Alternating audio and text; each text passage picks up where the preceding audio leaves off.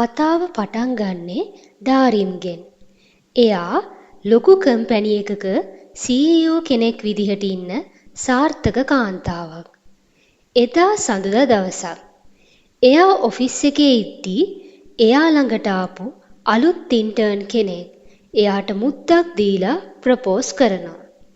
ඩාරිම් එයාගෙන් නම ඇහුවම ඉන්ටර්න් කියනවා නෝරියන්ජින් කියලා. ඩාරිම්ගේ ඇඟ හිරි වැටිලා ගියා. මොකද නෝරියන්ජින් කියන්නේ ට්‍රේන් ස්ටේෂන් එකක නමක්. එතකොටම ඩාරිම් මැහැරෙනවා. ඇත්තටම එයා හිටියේ බස් එකේ. එයාට බහින්න තිබ්බේ ඒ ස්ටේෂන් එකෙන්. එතකොට තමයි අපිට තේරුම් යන්නේ ඇත්තටම ඩාරිම් කියන්නේ අවුරුදු 5ක් තිස්සේ සර්විස් එක්සෑම් එකට ලෑස්ති වෙන අවුරුදු 30ක ශිෂ්‍යාවක් කියලා. එයාට ක්ලාස් එකේදී උගන්වන සර් ළමයි ඉස්සරහා හොඳටම සමච්චල් කරා. සර් කිව්වා ඩාරිම් දිහා බලන්න.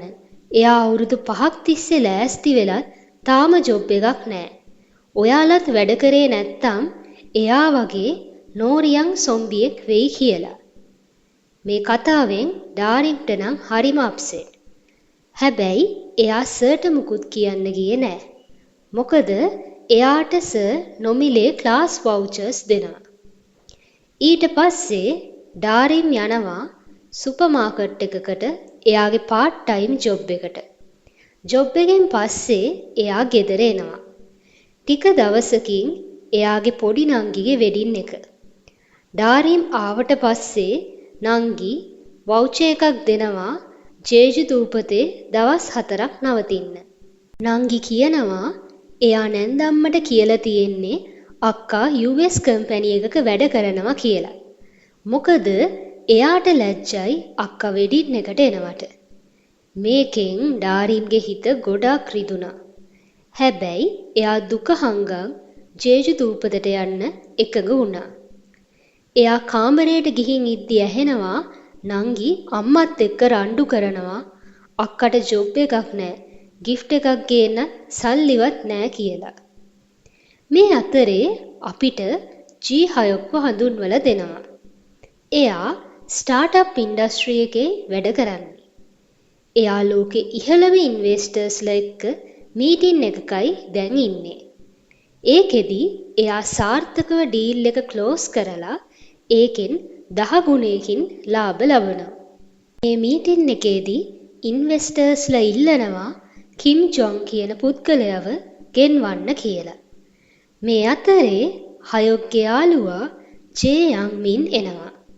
මේ දෙන්නා පාටි එකකට ගිහින් සෙලිබ්‍රේට් කරනවා. ජේ යං මින් හයොක්ව ගෑනු ළමයි කිහිප දෙනෙක්ට අඳුන්වලා දුන්නත් හයොක් ඒ ගැන කිසිම උනන්දුවක් නැහැ. ජේ යං මින් අහනවා ඔයා කවදා හරි ආදරය කරලා තියෙනවද කියලා. එතකොට හයොක් කියනවා මම ආදරේ නම් විශ්වාස කරන්නේ නැහැ. මගේ හිත ඩයිනමයිට් එකක් වගේ පුපුරවන්න පුළුවන් කෙල්ලෙක් මට කවදාවත් හම්බ වෙලා නැහැ කියලා. ඊළඟ දවසේ හයොක් ඉන්වෙස්ටර්ස්ලා ගෙන්වන්න කිව්ව කිම් ජොන් ගැන හොයද්දී දැනගන්නවා එයා දූපතක නිවාඩුව ගත කරන්න යන්න ලෑස්ති වෙනවා කියලා. ඉතින් හයොක්ට මේක හොඳ chance එකක්. ඒත් එක්කම චයාමන්ගේ දුව හායන් හයොක්ව මුණ ගැහෙන්න එනවා. එයා කියනවා බිස්නස් එක ශක්තිමත් කරන්න ඕන නිසා එයාගේ දෙමව්පියෝ හයොක්ට ප්‍රොපෝසල් එකක් අරන් එයි කියලා. ඒත් හයොක් නම් මේ අදහසට කැමති නෑ. එයා කියනවා අපි දෙන්නගේ වයිබ් එක ගැලපෙන්නේ නෑනේ කියලා. හායන් කොච්චර ලං වෙන්න හැදුවත් හයොක් එච්චර කැමති උනේ නම් නෑ. තවත් තැනක ඩාරිම් එයාගේ කුලී ගෙදර අයිතිකාරය වෙන කිම් ආන්ගේ ගෙදරට කෑම ටිකක් අරන් යනවා. කිම් ආන් එයාගේ පුතා එක්කයි ජීවත් වෙන්නේ. එයාලා දෙන්න හොඳම යාළුවෝ. එයාලා කතා කරනවා ඩාරිම්ගේ අවුරුදු 5කට කලින් වුණ බ්‍රේක්අප් එක ගැන. ඒ බ්‍රේක්අප් එක උනේ වෙන කවුරුත් නෙමෙයි. කිම් ජොන් එක්කයි. ජොබ් එකක් නැති කෙල්ලෙක් එක්ක ඩේට් කරන එක ලැජ්ජයි කියලා එයා ඩාරිම්ව දාලා ගිහින්. ඒ සිදුවීමෙන් පස්සේ ඩාරිම්ට තව කෙනෙක් හොයාගන්න ඕන වුණේ නැහැ. අන්තිමට ඩාරිම් ජේජු දූපතට පිටත් වෙනවා. ඒත් එයා ගිය ගමන්ම නරක ආරංචියක් ලැබෙනවා. ඒ කිම් ජොනුත් නිවාඩුවට එහෙ ඇවිත් කියලා. G6කුත් ඒ වෙලාවෙම ජේජු වලට ඇවිත්. ඉතින් මේ දෙන්නා වෙන වෙනම දූපත වටේ ඇවිදිනවා. ඩාරිම් ළඟ වැඩිය සල්ලි නැති නිසා එයාට හොඳ රෙස්ටොරන්ට් වල කන්න විදිහක් නැහැ. එයා තනියම ඉද්දි එකපාරට එයාගේ පරණ ක්ලාස්මේට් කෙනෙක් වෙච්ච සූජීන්ව හම්බ වෙනවා. සූජීන් කියනවා එයා ආවේ බෝයිෆ්‍රෙන්ඩ් එක්ක කියලා. සූජීන් එයාගේ බෝයිෆ්‍රෙන්ඩ්ව හඳුන්වලා දුන්නම ඩාරිම් පුදුම වෙනවා. මොකද ඒ කලින් ඩාරිම්ගේ බෝයිෆ්‍රෙන්ඩ් කිම් ජොන්. ඩාරිම් බොරුවක් කියනවා මාත් බෝයිෆ්‍රෙන්ඩ් එක්කයි ආවේ කියලා. එහෙම කියලා එයා එතනින් පැන ගන්නවා. ඊට පස්සේ එයා හරිම දුකින් ගොඩක් බොනවා. බීලා වෙරි වෙච්ච ගමන් මුහුද ළඟට ගිහින් අතීතය මතක් කරනවා. එයා මේ දේවල් හිත හිත ඉද්දි එකපාරටම හයොක් කන්ද උඩ ඉඳන් මුහුදට කෑ ගහනවා. ඩාරිම් හිතුවේ එයා පනින්න ලෑස්ති වෙනවා කියලා. බය වුණ එයා දුවගෙන ගිහින් පිටිපස්සෙන් හයොක්ව අල්ල ගන්නවා. කොහොම හරි බැලන්ස් නැතුව දෙන්නම වැටෙනවා. ඒත් එක්කම ඩාරිම්ට සිහිය නැති වුණා. හයොක් ඩාරිම්ව හොස්පිටල් එකකට එක්කන් යනවා. හයොක් නර්ස්ට කියනවා බිල් එක ඩාරිම්ගේ account එකට දාන්න කියලා. එයා එතනින් ඉක්මනින් පැනගත්තා. ටික වෙලාවකින් ඩාරිම් මැහැරෙද්දී එයාට ලොකු මෙඩිකල් බිල් එකක් ලැබුණා. එයා ට්‍රිප් එකට සේව් කරපු සල්ලි වලින් භාගයකට වඩා ඉවර වුණා. ටැක්සි එකක යන්නත් සල්ලි නැති නිසා එයා පයින්ම හොටෙල් එකට ගියා. අහම්බෙන් වගේ හයොක් නතර වෙලා ඉන්නෙත් ඒ හොටෙල් එකේමයි. හයොක් ඊළඟ දවසේ බ්‍රෙක්ෆාස්ට් එකේදී කිම් ජොන්ව මීට් වෙන්න බලාගෙනයි හිටියේ.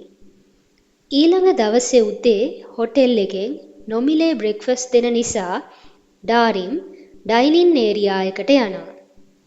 එයා දකිනවා හයොක් වාඩි වෙලා ඉන්න. ඉතින් ඩාරිම් හයොක් ළඟට ගිහින් එයා එක්ක රණ්ඩු වෙනවා. ඒත් එකපාරටම හයොක් කිම් ජොන්ව දකිනවා. එයා ළඟ ගර්ල්ෆ්‍රෙන්ඩ් සූජීනුත් ඉන්නවා. සූජීන් කතා කරනවා ඩාරිම් ඔයා මෙහෙ මොකද කරන්න කියලා. ඉතින් බය වෙච්ච පාර ඩාරිම් හයොක්ගේ අත අල්ලගෙන කියනවා මෙයා මගේ බෝයිෆ්‍රෙන්ඩ් කියලා. හයොක්ටත් තේරුණා ඩාරිම් කිම් ජොන්ව අඳුරනවා ඇති කියලා. ඉතින් එයත් බෝයිෆ්‍රෙන්ඩ් වගේ රඟපානවා. ඊට පස්සේ එයා කිම් ජොන්ට ආරාධනා කරනවා එයාලත් එක්ක බ්‍රෙක්ෆාස්ට් ගන්න එන්න කියලා. බ්‍රෙක්ෆාස්ට් එක පුරාම හයොක් ඩාරිම්ට හරිම ආදරෙන් සලකනවා. එයා කිම් ජොන්ට එදා රෑ තියෙන VIP පාටි එකට ඉන්වයිට් කරනවා. බ්‍රෙක්ෆාස්ට් වලින් පස්සේ ඩාරිමුයි හයොකුයි ලිෆ්ට් එක පැත්තට යනවා. ඩාරිම් එයාගේ රූම් එක තියෙන 5 වෙනි තට්ටුවේ බටන් එක ඔබද්දී සූජීන් දකිනවා. එයාට පොඩි සැකයක් ආවා මෙයාලා කපල් එකක් නම් වෙනස් තට්ටුවල ඉන්නේ ඇයි කියලා. ඒ ප්‍රශ්නේ අහන්න කලින් හයොක් කියනවා ඩාරිම්ට වැරදිලා බටන් එක ඔබන්න ඇති කියලා. ඉතින් හැමෝම හයොක්ගේ රූම් එක තියෙන 7 වෙනි තට්ටුවට යනවා. කිම් ජොන්ගේ රූම් එක තියෙන්නේත් ඒ තට්ටුවෙම.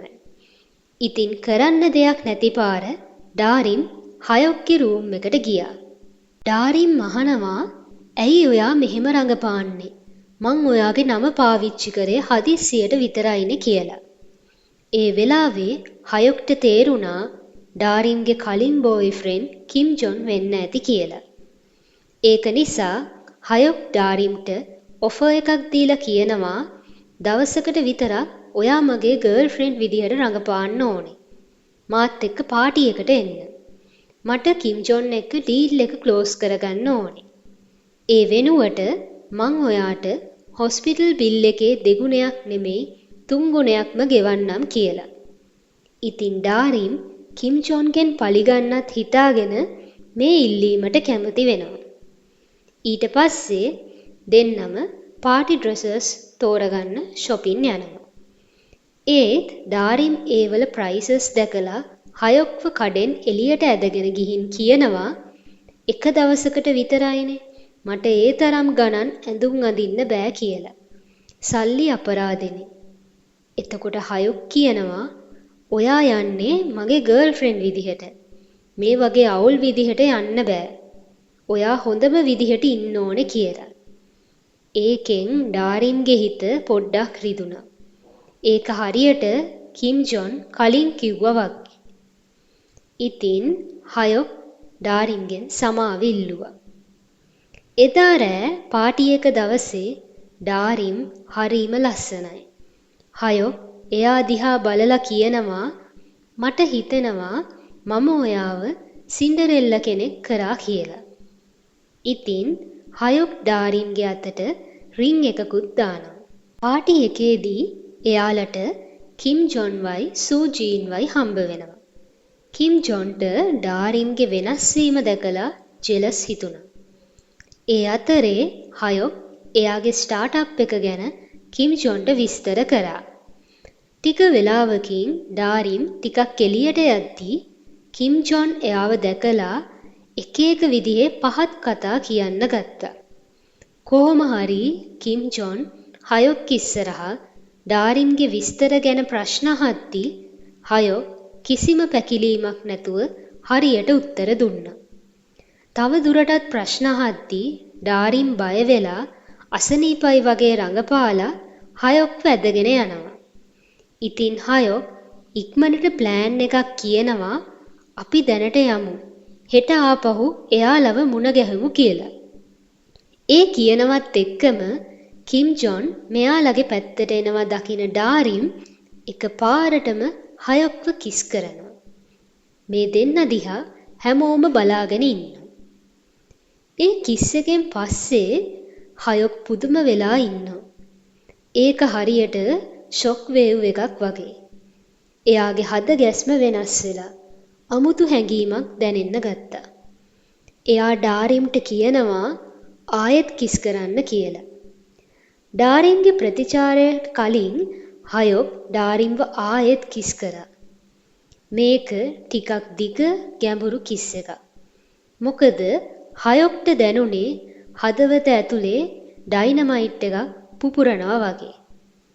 එයාට පළවෙනි වතාවට ආදරයක් දැනෙන්න අරන්. ඉතින් මේ සුන්දර කිස් එකත් එක්ක පළවෙනි කොටස අවසන් වෙනවා. ඊළඟ කොටස බලන්න අපේ channel එක subscribe කරලා තියාගන්න.